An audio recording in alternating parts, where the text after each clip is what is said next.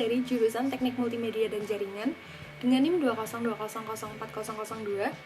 Di sini saya akan menyampaikan tentang ringkasan film yang berjudul How Art Made the World, episode Once Upon a Time. So, keep on watching. Ketika kita menonton sebuah film yang bagus, kita dapat merasakan sesuatu yang luar biasa. Seperti contoh film sedih. Kita bisa terbawa emosi dan larut dalam kesedihan.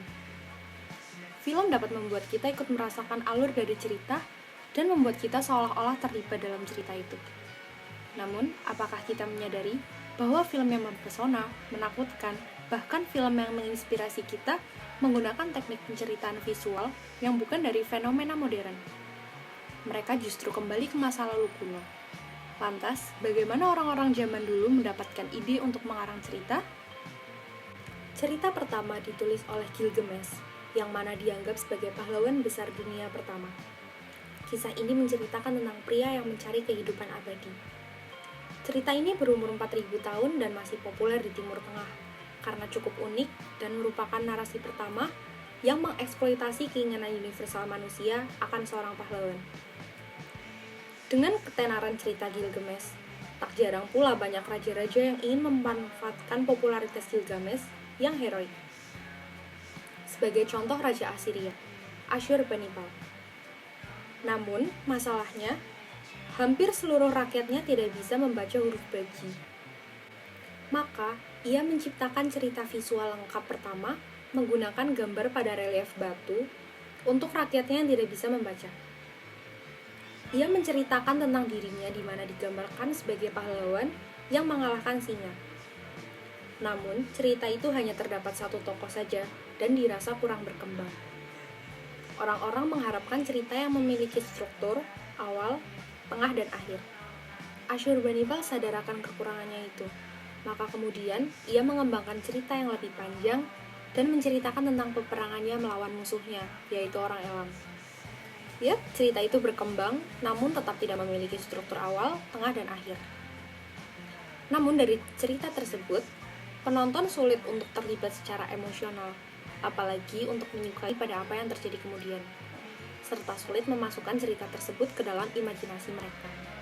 Kita berpindah ke Yunani, di mana mereka menciptakan cerita menggunakan patung-patung ukuran besar dan karakter kredibel secara psikologis.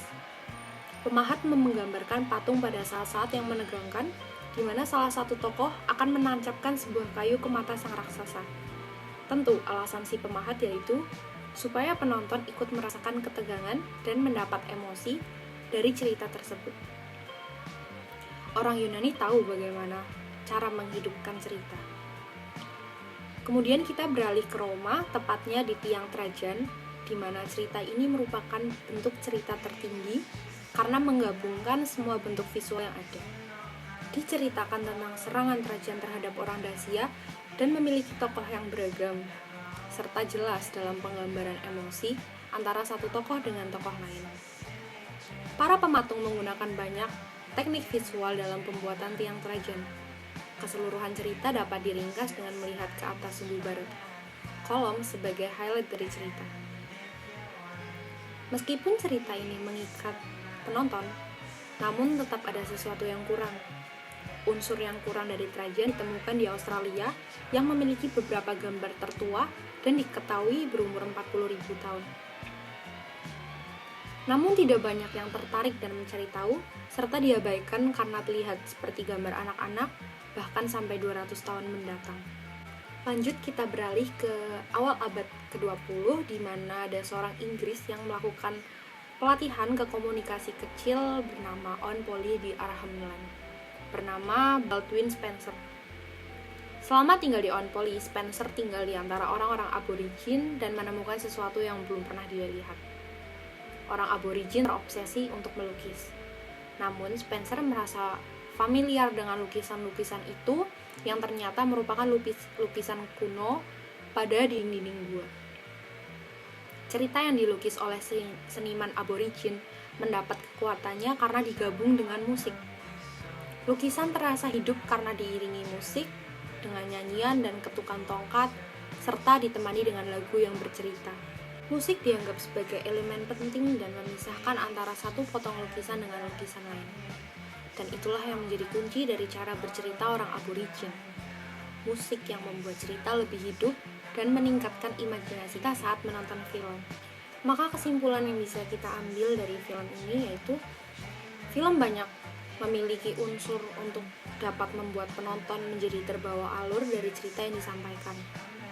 Unsur cerita berkembang seiring perkembangan zaman. Mulai dari gambar yang hanya memiliki satu tokoh, hingga gambar yang memiliki struktur awal, tengah, dan akhir. Lain lagi apabila cerita tersebut diberi efek suara untuk menyempurnakan penampilan cerita itu. Dan kini, orang-orang mengembangkan cerita, khususnya film, dengan alur yang amat luar biasa. Sehingga penonton dapat merasakan emosi dari tokoh, serta menghayati cerita yang disampaikan. Baik, itu tadi yang bisa saya sampaikan tentang ringkasan film How Art Made the World episode Once Upon a Time. Sekian yang bisa saya sampaikan. Apabila ada kesalahan atau perbedaan pendapat, saya minta maaf. Terima kasih.